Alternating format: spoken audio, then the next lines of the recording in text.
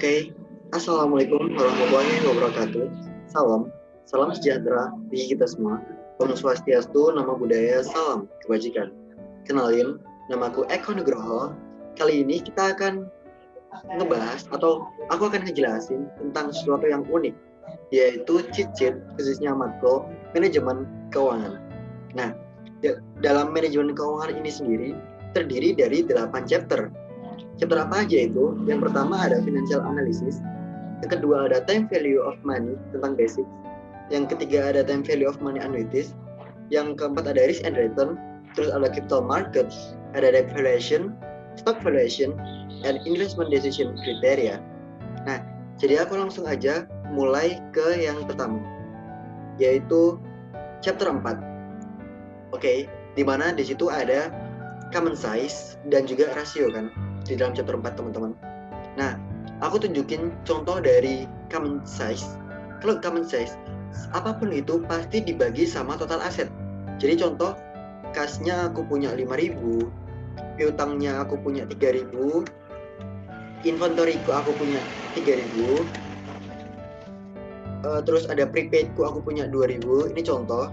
Terus aku punya beban DBR di muka prepaid dari prepaid expense-ku 6.000. Aset lancar lainnya aku anggap aja 1.000. Nah, semua akun-akun ini, kalau aku bagi total asetnya katakanlah sebesar contoh, aset tetapnya aku punya 10.000, terus ada aset pajak tangguhan 5.000, di sini ada 2.000, ada 1.000, ada aset tidak lancar lainnya 1.000. Nah, bahkan kalau total asetku kan 39.000, atau kalau total aset dibagi total aset pasti 100%. Nah, kita lihat dari data ini kita udah dapat nih teman-teman, dari common size khususnya SOFP common size itu berarti kasnya itu 12,82%. Dapat dari mana? Dapat dari kas 5.000 ini dibagi sama totalnya 39.000. Jadi gini contoh, kan kasku 5.000, total asetku 39.000, maka dapatlah aku angka sekian. Aku kalau dipersenin pasti sama. Nah, 12,82. Di sini sama kan teman-teman.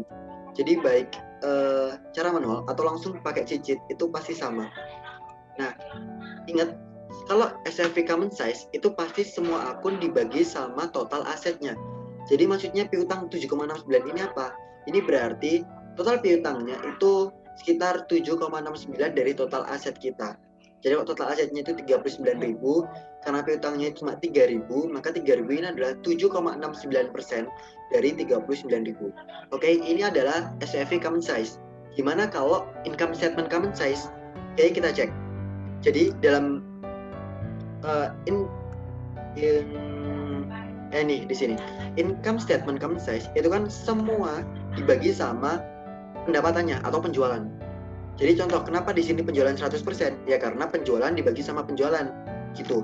Contoh, net income-nya di sini kok cuma 12,5%? Ya karena net income-nya cuma 3.600 dibanding sama total penjualan kita 28.800, itu berarti cuma 12,5% gitu. Jadi ingat, dalam income statement common size itu semua akun, entah itu akun pendapatan lainnya 1.000 contoh, akun pendapatan lainnya, terus beban usaha katakanlah 6.000, beban lainnya katakanlah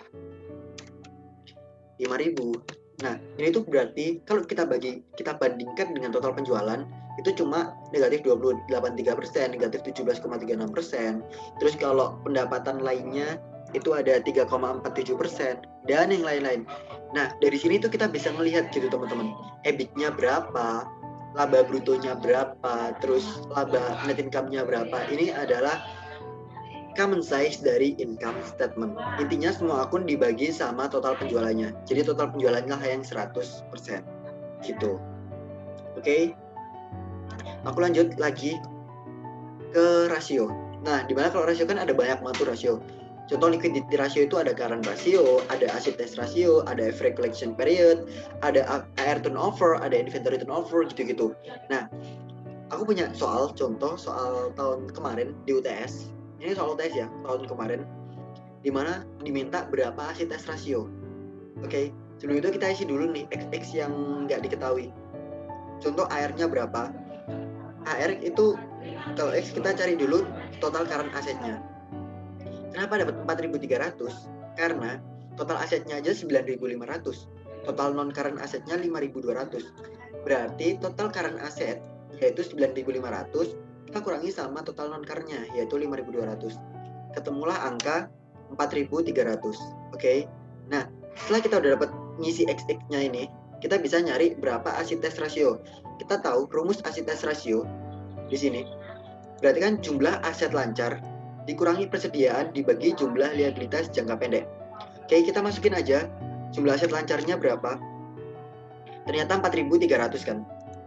Aset lancar, current asset. Kita kurangi sama persediaan kita, inventory. Inventory tahun 2019 berapa? 2.200. Oke, kita masukin aja semua. Jadi 4.300, 2.200 sama jumlah liabilitas jangka pendek. Berapa liabilitas jangka pendek kita? Kita lihat ternyata current liability kita itu ada 2.400. Yang ini. Oke, 2.400 kan. Jadi kita masukin juga current liability 2.400, maka ketemulah acid-test ratio yaitu 87,5. Ini aku contoh ya. Ini kalau aku masukin 5.000, berarti acid-test rasionya itu 116. Tapi kan di soal tadi cuma 4.300 ya, teman-teman. Nah, maka dapatlah angka 87,5% atau 0,87. Ada nggak di jawaban? Ada yang A, yaitu 0,9. Atau kita bulatin jadi 0,9. Nah, berarti nomor 6 ini jawabannya adalah A. Gitu. Terus yang nomor 7 sekarang. Berapa operating profit margin ratio? Operating profit margin ratio. Operating profit margin. Kita cek. Operating profit margin. Nah, ini dia. Operating profit margin. Itu rumusnya adalah laba sebelum pajak penghasilan EBIT dibagi sama pendapatannya. Oke. Oke, kita cek dulu EBIT-nya berapa dari data ini. Di sini datanya EBIT-nya berarti kan sales dikurangi COGS jadi gross profit dikurangi expand dan dikurangi expand doang. Ini baru jadi EBIT. Oke, berarti di sini aku ketemu dapat dari mana? Dapat dari 2.800, aku kurangi sama 15.120, kurangi 7.180, kurangi 4.100, dapatlah EBIT 2.400. EBIT-nya 2.400 kita masukin. EBIT 2.400. Pendapatan kita berapa? Aku cek. Pendapatan kita ternyata 28.800 net sales-nya. Oke, 28.800. Nah, maka ketemulah angka 8,33%. Ada nggak di jawaban? Kita lihat. Di jawaban ada yang C, 8,3%. Ya udah, berarti jawabannya nomor 7 adalah C, 8,3%. Jadi jawabannya ini adalah C. Nah, gitu teman-teman buat ngerjain cheat sheet ini. Jadi ini lengkap banget. Kenapa? Karena di sini ada kayak total aset turnover-nya, gimana cara nyarinya, tinggal masukin pendapatannya berapa, jumlah asetnya berapa gitu. Nah, contoh cari DER, debt to equity ratio, itu kan jumlah liabilities dibagi jumlah equity. Ya, kita langsung aja masukin contoh jumlah liability-nya 10.000. Jumlah equity-nya 5.000. Nah, berarti DER-nya ini 200% gitu, teman-teman. Oke, jadi ini semua udah ada, tinggal masukin angka aja, khusus chapter 4. Ini kalau dia soal kompleks ya. Soal kompleks dalam artian banyak banget dan dalam artian ini kompleks gitu loh. Ada common size juga. Gimana kalau soal-soal sederhana? Yang nyari, ini kalau soal sederhana, dalam chapter 4, contoh kalau kita nyari manual, berapa rasio-rasionya kalau kita suruh nyari biasa. Contoh current ratio, kan jumlah aset lancar, contoh aja 10.000. Jumlah liabilitas jangka pendeknya 4.000 contoh. Nah, dapat berarti 250. Acid-test ratio yang tadi, contoh jumlah aset lancarnya adalah 6.000. Persediaannya adalah 4.900. Jumlah liabilitas jangka pendek, ini aku anggap aja katakanlah 2.000. Nah, maka dapat acid-test rasionya adalah 55%. Jadi ini sama kayak yang tadi persis, cuma ini kan sederhana manual dalam artian kita hitung biasa gitu. Nah, kalau yang ini lebih kompleks, ada common size-nya juga. Ini ada common size gitu guys. Jadi buat rasio aman ya teman-teman. Untuk ngitung common size maupun rasio yang ditanyakan. Oke, aku langsung aja masuk ke chapter 5. Nah, Jadi chapter 5 itu ngebahas tentang time value of money. Kan di dalam time value of money terbagi jadi 2 chapter. Chapter basic sama chapter annuity. Nah, aku langsung aja coba kalau gimana ngerjain yang TVM basic. Maksudnya apa? Contoh aku punya soal ini UTS juga tahun lalu. Di sini nomor 12 saja ya teman-teman. Deposito 10 juta dengan tingkat bunga 5%. Berarti kan deposito itu 10 juta, PV-nya 10 juta. Tingkat bunganya 5% dengan perhitungan dilakukan tiap bulan. Karena tiap bulan berarti kita bagi dulu 5% ini kita bagi 12. Dapatlah angka 5% kita bagi 12. Rate-nya ketemulah 0,004167. N-nya itu kan 1 tahun. Karena ini perhitungan tiap bulan, kita cari tiap bulan berarti N-nya sama dengan 1 kali 12 bulan. Dapatlah angka 12 N-nya. Oke. Nah, yang kita masukin di sini adalah berapa yang ditanyain. Maka dalam 1 tahun nilainya akan menjadi berapa. Yang ditanya itu future value-nya. Kita langsung masukin rumus future value di sini. Di sini kan tadi PV-nya kita dapat angka 10 juta ya kalau nggak salah. Nah, 10 juta. Rate-nya tadi aku langsung masukin aja. Yang 0,004 ini. Oke. Nah, terus N per-nya, kita lihat tadi N per-nya 12 ya kalau nggak salah. Oke, bener N per-nya 12. Nah, maka dapatlah angka 10.511.619. Ada nggak di jawaban? 10.511.619. Ada yang C. Oke, berarti jawabannya yang C. Untuk nomor 12. Gitu teman-teman. Jadi ini cuma buat itunya aja. Bisa kita ngejawab dengan rumus yang ada di sini. Dengan cicit ini. Contoh lagi nomor 13, katakanlah. Pada tingkat bunga 8%. Oke, rate-nya YTM-nya 8%. Berapa lama waktu N-nya berapa? Yang dibutuhkan agar investasi sebesar 15 juta, PV-nya 15 juta, menjadi 2 kali lipat. Future value-nya 30 juta, 2 kali lipatnya. Yang ditanyain adalah N per-nya. N, oke? Karena yang ditanyain adalah N per number of period, kita masuk di ordinary. Rate-nya tadi kan kalau nggak salah 8%. Terus present value-nya 15 juta. Ingat present value harus wajib minus.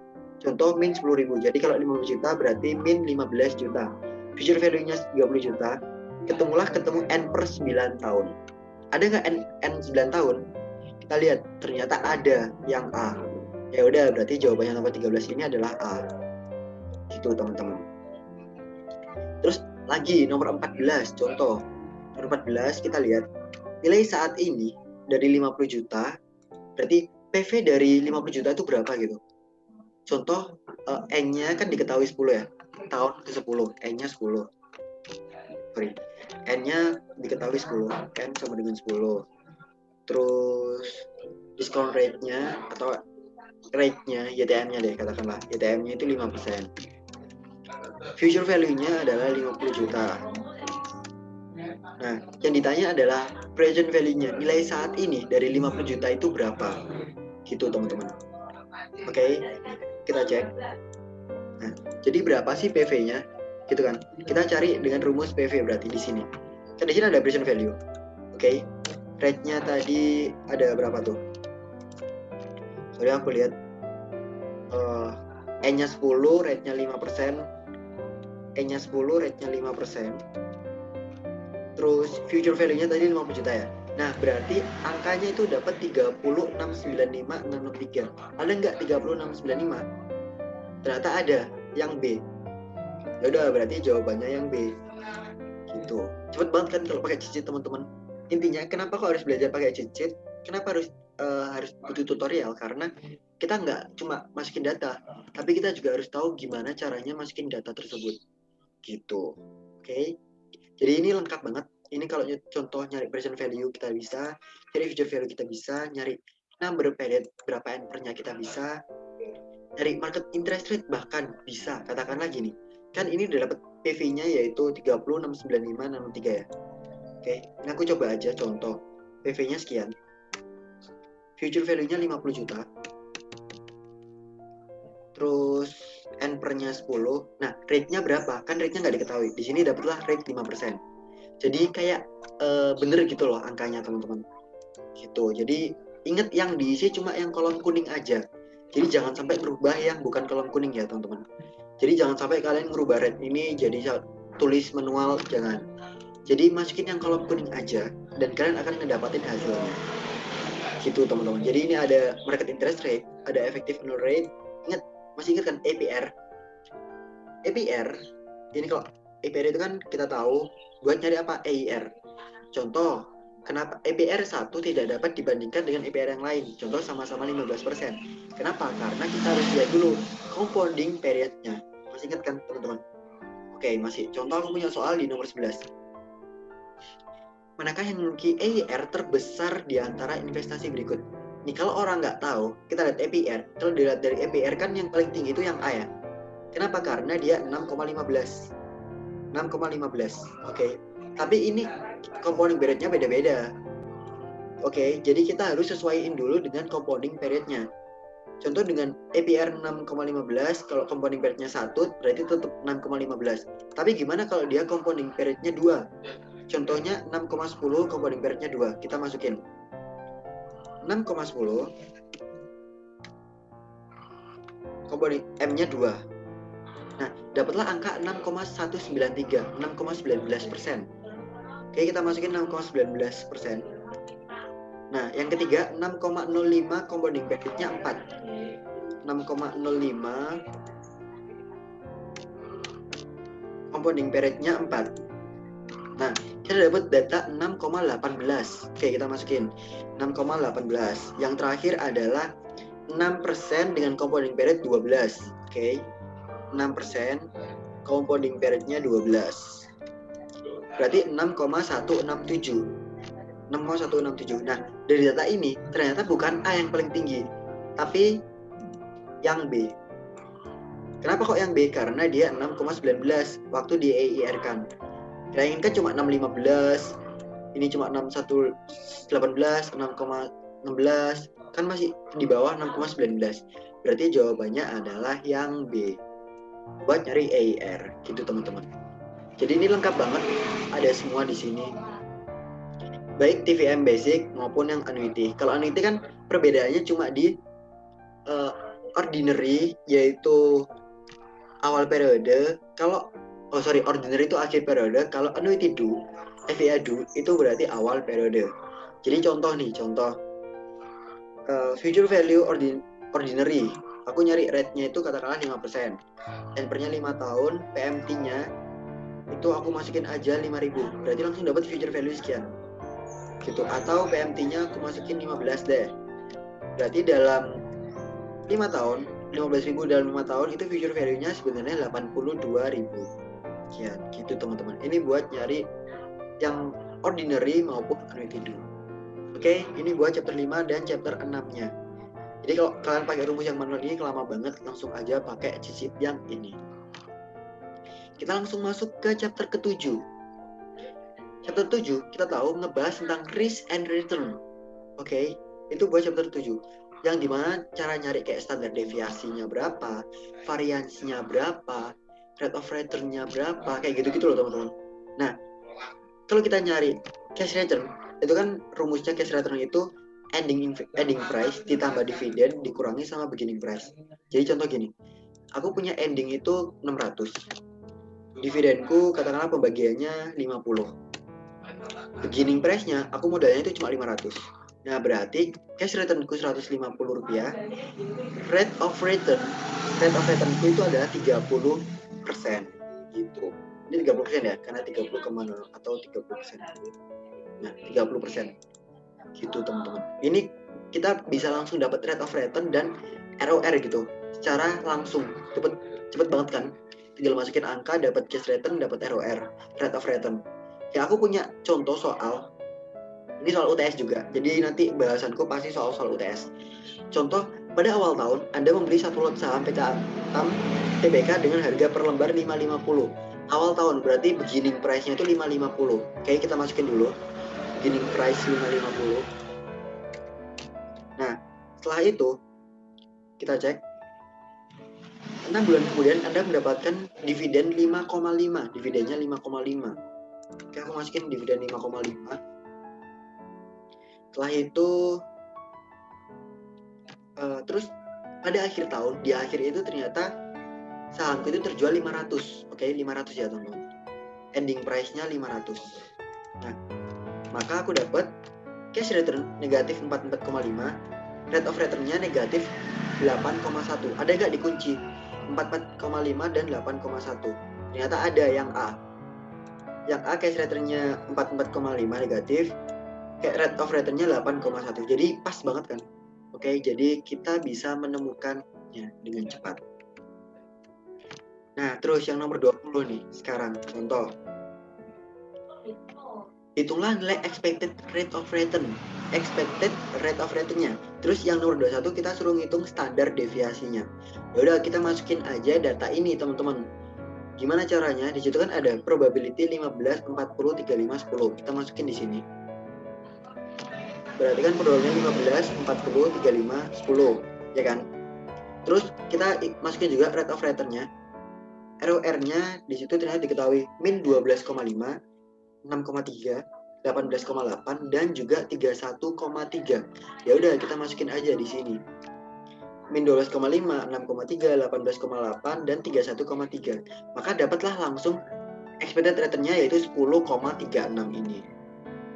Nah, terus langsung kita juga dapat standar deviasinya 12,4. ER-nya 10,36, standar deviasinya 12,4. Ada nggak di jawaban? Ada. Yang expected-nya tadi 10,36, berarti jawabannya A. 10,31 sama aja. Terus yang standar deviasi tadi, bentar, standar deviasinya tadi kan berapa tadi? 12,4. Ada nggak dikunci 12,4 di jawaban? Ada yang B, 12,39 ini. Yeay, kita udah dapat expected return-nya 10,31, standar deviasinya 12,4%. Jadi nggak perlu lama-lama manual lagi. Sekarang ada cheat sheet, kalian bisa langsung hitung expected return-nya berapa, variansinya berapa, dan standar deviasinya berapa. Gitu. Oke. Aku lanjut ke contoh nomor 22. Yaitu tentang aritmetik dan juga geometrik.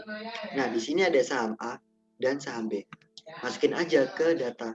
Saham A kita masukin di situ ada 15, 26, min 26, min 16. Oke, kita masukin 6, 15, 26, min 26, min 16, 4 dan 65 ya, yang paling bawah. Iya, 65.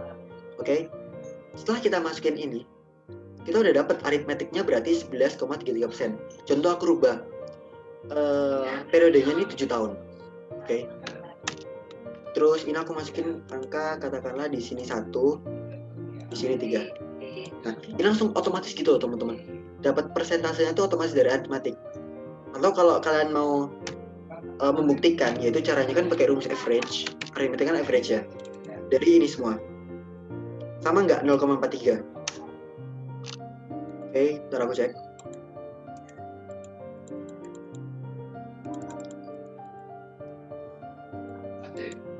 Average dari ya benar. Oh ya, sorry.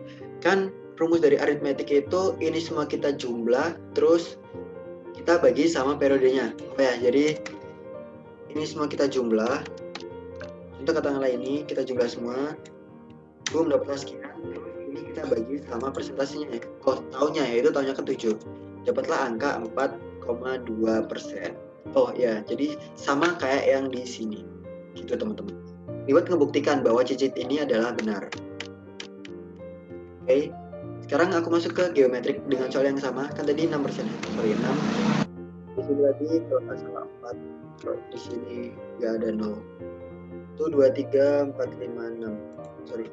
15, 26, min 26, min 16, 4, dan 65. Nah. Oke. Dapat angka aritmetiknya 11,33, geometriknya dapat angka 7,53. Ada nggak dikunci? 11,33 dan 7,53. 11,53 berarti kan yang ini. Katakanlah kalau nggak ya saham A ya kan. Ini kan kita hitung saham A, aritmetik. Terus saham A dari geometrik itu 7,33 kalau nggak salah tadi. Oke, kita lihat saham B-nya dulu sebelum kita ngelanjutin jawaban. Di saham B,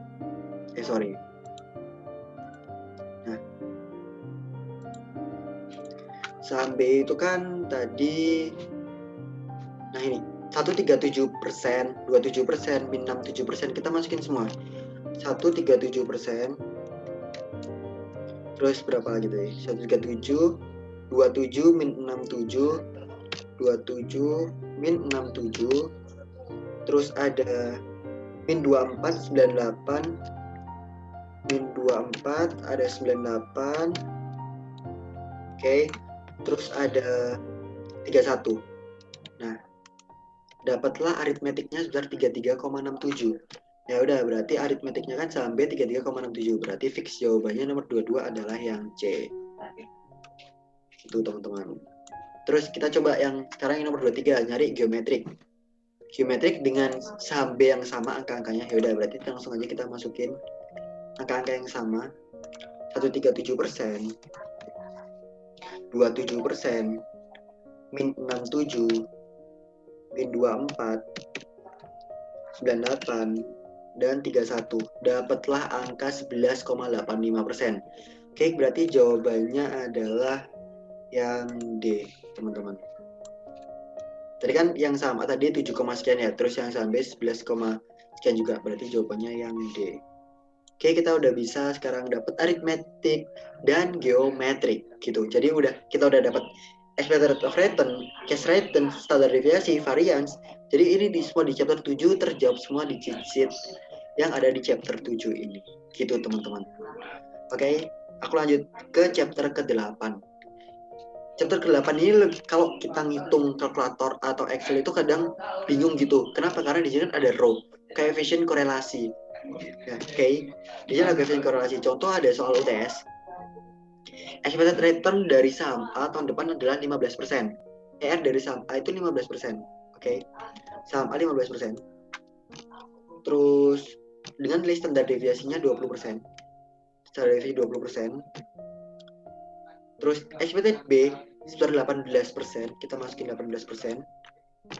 Terus standar deviasinya 30%. 30%. Kedua saham ini memiliki coefficient korelasi 0,4. Oke. Nah, 0,4. Berarti kita isi aja 0,4 coefficient korelasinya. Nah, ini biar nggak banyak-banyak. Sorry.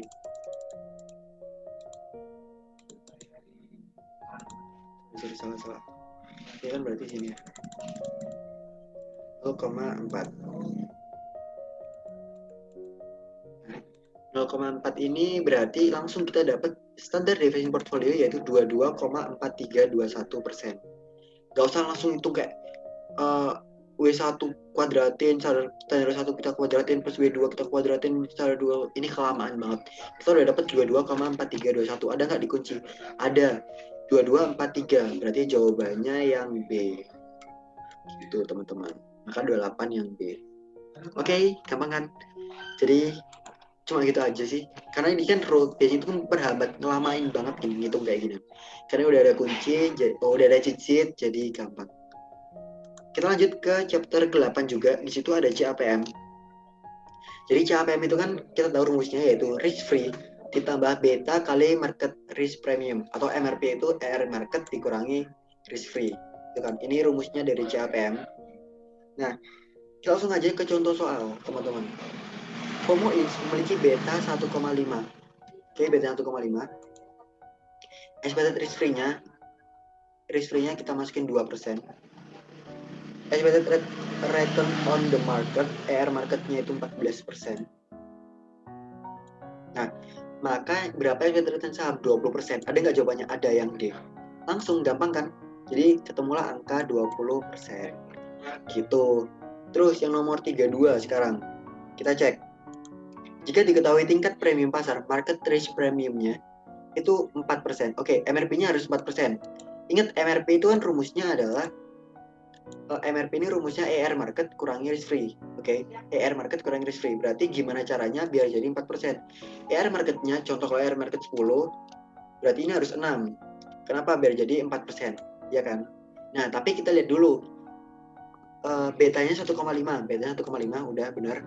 Dan tingkat pengembalian yang diharapkan, expected return dari investasi adalah 11%. Gimana caranya di sini biar jadi 11%? Dengan MRP-nya 4%. Oke, berarti contoh kalau ER marketnya 9, di sini kan harus 5. Selisihnya harus 4 MRP-nya. Nah, kalau dari data ini udah pas banget, ER-nya 11%, MRP-nya 4%, betanya 1,5. Yang ditanyain apa? Yang ditanyain adalah berapa expected return on market, ER marketnya berapa? Di sini ER marketnya dapat 9%. Ya udah, berarti jawabannya 9. Jawabannya yang B. Gitu teman-teman. Jadi kalau kalian intinya kalau yang diketahui MRP udah diketahui, ER sahamnya udah diketahui, yang ditanyain ER market, ya kalian tinggal masukin aja di angka, kalian bolak-balik gimana caranya MRP tetap 4 sampai ER asetnya ini jadi 11%.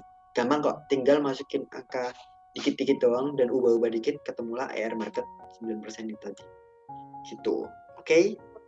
Kita lanjut ke nomor 33. Nah, Anda sedang mempertimbangkan pilihan beberapa investasi di bawah ini.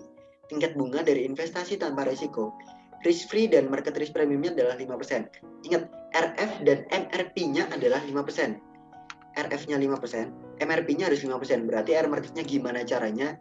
MRP ini jadi 5%. Contoh, kalau aku masukin 4, kan negatif 1, berarti enggak. Jadi 10. Kenapa kok 10? Karena ER market kurangi risk free jadi market risk premium. Kalau MRP-nya 5, berarti ER marketnya harus 10. 10 kurangi 5 jadilah MRP-nya 5 gitu. Oke.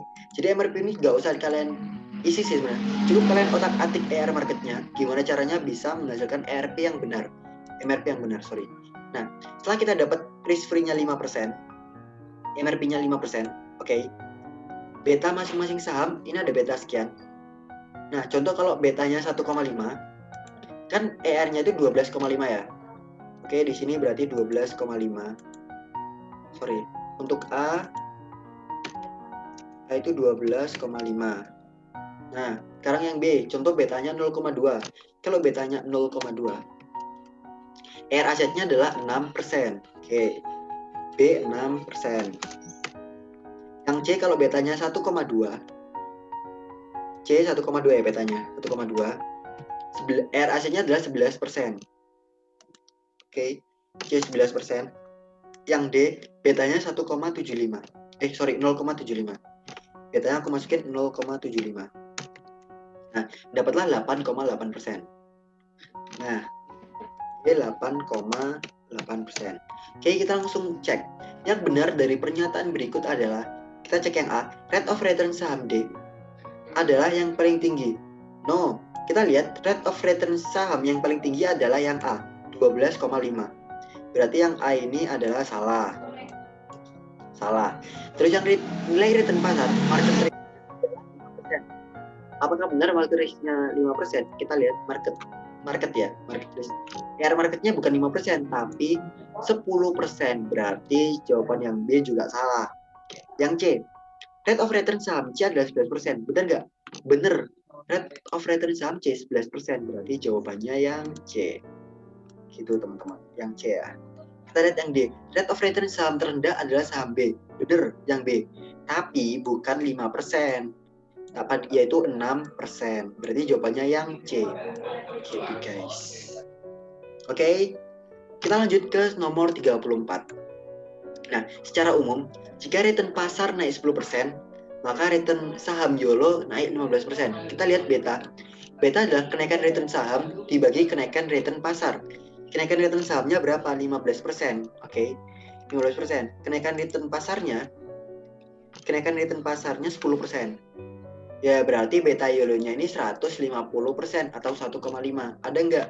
Ada yang A. Oke, berarti jawabannya 34 itu A. Selesai, semua terjawab dengan cicit teman-teman. Oke, kita lanjut ke chapter yang selanjutnya, yaitu chapter 9. Nah, chapter 9 ini sebenarnya sama aja kayak yang di TVM tadi, di chapter keempat. Chapter 5 ya, sorry. Tentang TVM. Kenapa? Karena sama-sama kayak nyari PV-nya berapa, rate-nya berapa gitu. Jadi contoh kalau aku punya N/nya 5, PMT-nya katakanlah 10.000, PV-nya anggap aja 100.000. Terus future value-nya jadi 150.000. Berarti rate-nya ini 17,11% atau YTM-nya gitu.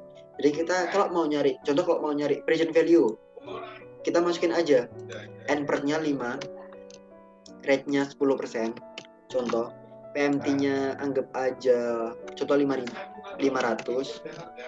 Future value-nya katakanlah 80.000. Nah, dapatlah angka present value sekarang 51569. Ini aku pembuktian ya. Kita nyari present value dari data yang ada. Kalau nyari PV, rate-nya berapa? Rate-nya di sini kita 10%. N per-nya adalah N per-nya 5. PMT-nya berapa? PMT kita lihat dimasukin 500. Future value-nya ternyata adalah 80.000. Oke. Ternyata bener sama kan? 51569 sama 51569-nya. Gitu teman-teman, buat nyari present value. Jadi sama banget, entah kalian mau pakai cara ini, mau pakai cheat sheet, sama aja. Ini cuma ngitung biasa, definition kayak biasa, cuma nyari kayak PV berapa gimana, nyari rate gimana. Tapi kalau mau lengkapnya ya mau ke TVM aja sih. Karena TVM ini lebih lengkap. Buat nyari future value, number N per-nya, ada present value-nya gitu. Oke? Aku lanjut ke nggak ada. Oke, aku lanjut ke nomor chapter ke 10. Nah, dalam chapter ke 10 ini ngebahas tentang stock valuation. Nah, dalam stock valuation ini kan kita tahu ya, dalam stock valuation itu ada kayak VCS, RCS, G, gitu-gitu kan teman-teman.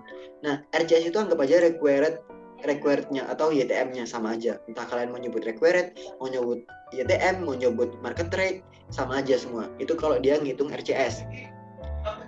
Nah, contoh nih, aku punya soal di soal 46 UTS.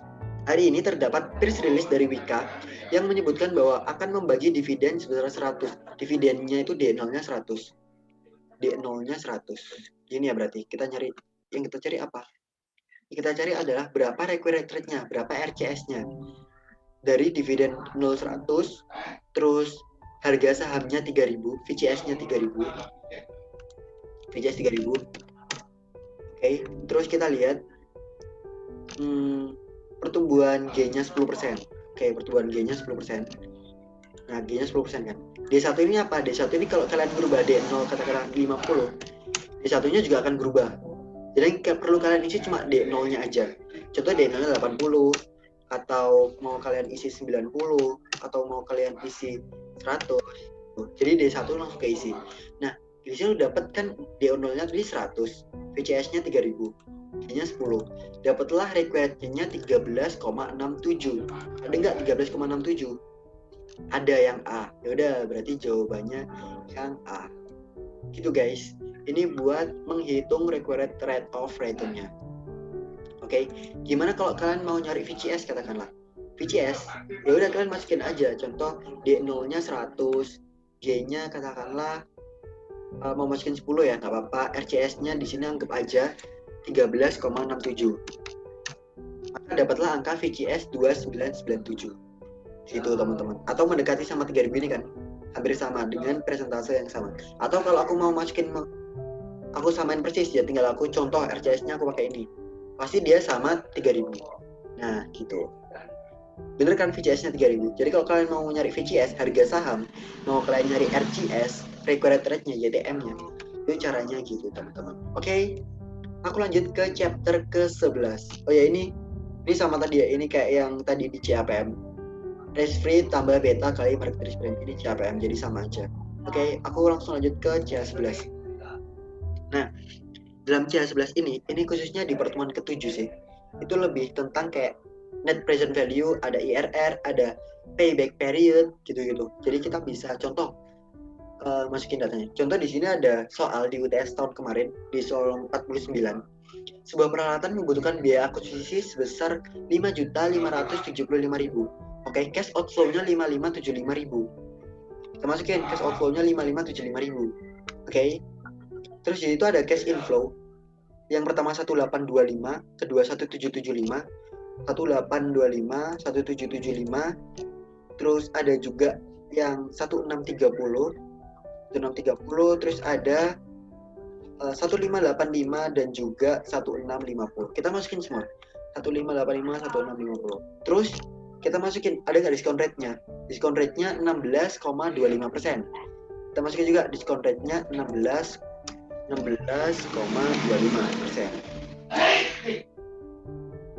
Oke.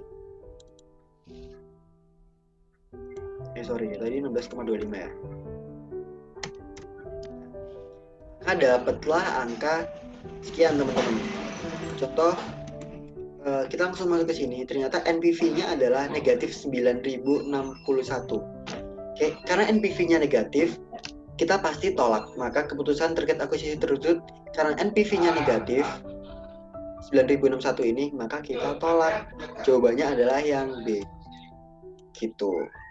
Maka jawabannya yang B ya, teman-teman. Kenapa? Karena NPV-nya negatif. Kalau NPV-nya positif, maka keputusannya terkait akuisisi ini kita terima. Jawabannya yang B, kita tolak. Karena NPV-nya 9.061 negatif. Gitu, oke? Nah, aku coba lanjut ke payback period nih.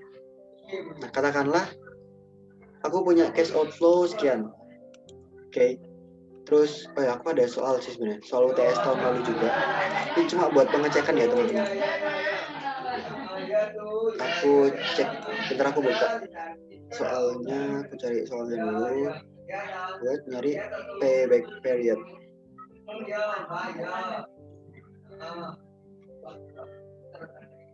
Nah, ini aku ada. Di soal terakhir dari UTS kita tahun kemarin. Aku taruh di bawah aja ya. Nah, di sini katakanlah berapa payback period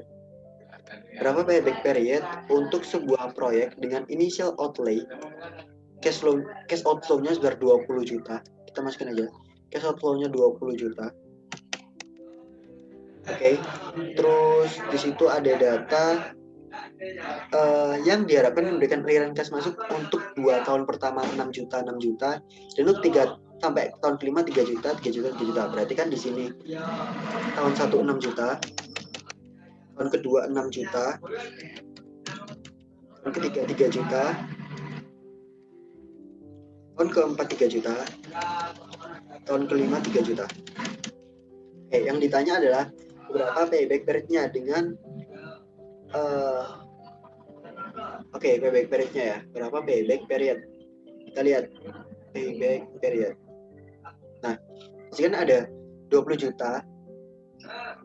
Di sini cash outflow-nya ini 20 juta. Ini negatif ya, teman-teman. Cash outflow ini harus negatif. Nah, maka dapatlah 1 2 3 4 5. Oke, benar. N-nya 5. Nah, di sini berarti PP-nya adalah 4,67. Di sini 4,67. Ada nggak jawabannya 4,67? Kita cek. Ada yang C. Ya udah, berarti langsung aja jawabannya yang C. Nah, gampang banget kan buat masukin cheat ini. Dan ini ngebantu banget ya, teman-teman, buat mempercepat kita dalam mengerjakan UTS besok. Nih, kalau ini adalah tampilan baru, sama kayak tadi persis. Jadi contoh kalau aku tadi kan ada ini ya, ada kayak project outflow-nya berapa, contoh aja nih. Ini cuma sama aja, contoh outflow-nya ini min 20 juta. Di sini ada 6 juta. Di sini juga 6 juta. Di sini 3 juta. Di sini juga 3 juta. Di sini juga 3 juta.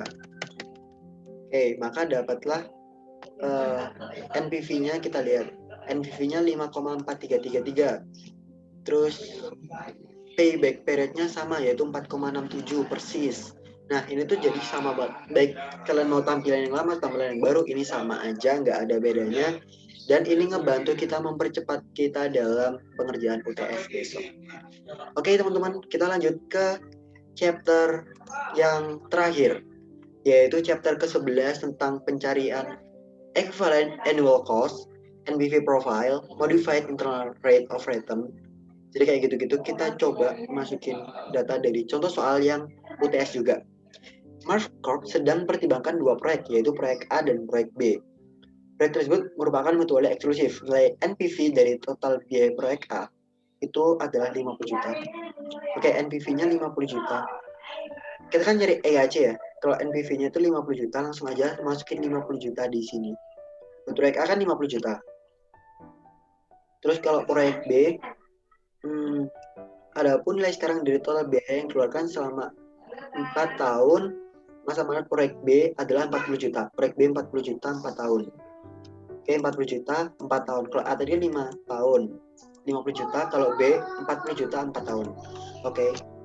Berarti kan kita udah dapat perusahaan menggunakan discount rate 9%. Discount rate-nya ini 9%. Oke. 5 tahun, 4 tahun, discount rate 9%. Maka kita dapat EIC buat proyek A 12.854, proyek B 12.346.000. Maka yang kita cari yang mana? Yang kita pilih adalah proyek B karena memiliki EIC terendah. Gitu. Jadi yang kita pilih adalah proyek yang B. Gitu. Sorry, ini present value wajib negatif ya. Wajib negatif, present value. Sorry. Negatif di sini juga harus negatif. Present value-nya pokok wajib negatif. Nah, maka ketemulah proyek yang B. Kenapa? Karena EIC-nya lebih rendah, 12.346 lebih rendah dari 12.854. Maka jawabannya adalah proyek B karena memiliki EIC terendah yang D. Oke, gitu. Ini kalian bisa buat cari EIC. Sorry teman-teman. Ini kalau mau nyari EIC, entah itu kalian mau pakai yang cara ini, itu kalian dapat NPV-nya berapa sama aja, sama kayak yang ini juga bisa langsung. Contoh gini, ini kalian bisa langsung ambil dari data ini. Contoh ya, 30 juta kalian mau ngambil data dari sini. Contoh buat nyari EIC-nya. Nah, EIC-nya langsung dapat 7737 dan 2165 dari data yang di sini. Ini proyek A, contoh proyek A ini ada 100.000, 6 juta, 6 juta, ini 100 juta deh. Nah, 100 juta, 6 juta, 6 juta, 6 juta, 6 juta, 6 juta, 6 juta. Dan kalau yang di sini, contoh, ini aku masukin aja 55 juta. Terus ada cash inflow. Ini sorry, sebenarnya kebalik ya. Kebalik gak sih? Yang cash outflow-nya ini negatif, inflow-nya ini positif. Nah, namanya kan initial outlay itu kan pasti di awal ya. Jadi yang negatif itu yang di awal. Nah,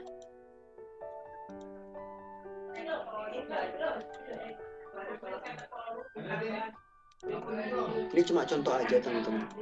Nah, jadi kita langsunglah dapat angka contoh PMT EIC-nya dapatlah sekian. Atau kalau yang di sini berarti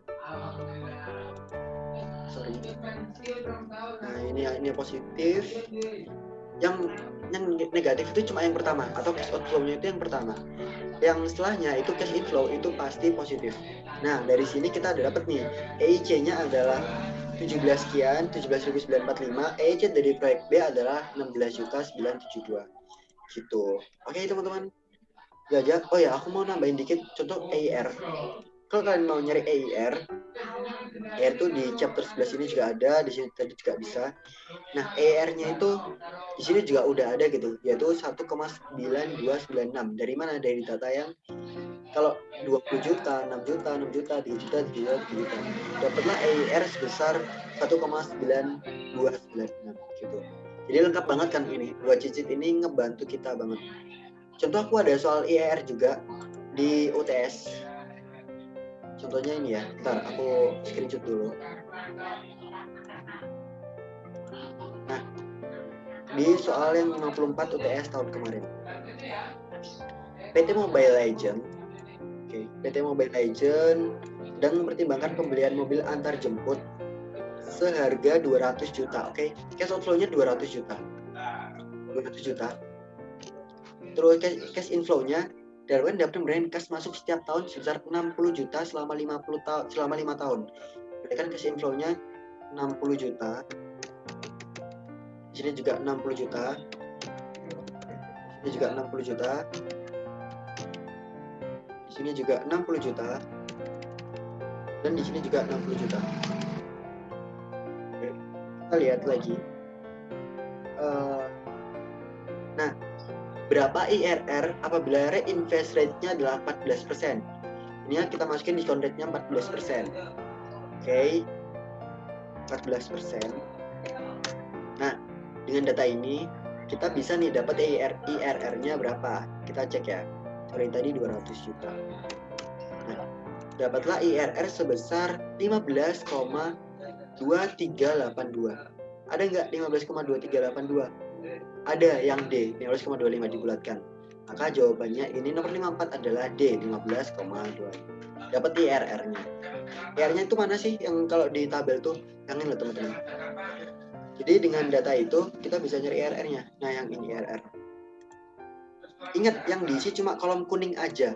Jangan isi yang lain, cukup kolom kuning aja. Apapun itu, kata kuncinya cuma isi yang kolom kuning aja. Dan kalian udah bisa dapat NPV-nya, kalian dapat IRR-nya, dapat PI-nya, semua itu lengkap banget di Cicit ini. Oke, terima kasih atas perhatian kalian untuk nyimak bagaimana cara tutorial pengisian Cicit ini. Semoga ngebantu dibuat UTS kalian nanti. Dan terima kasih atas perhatiannya. Wassalamualaikum warahmatullahi wabarakatuh.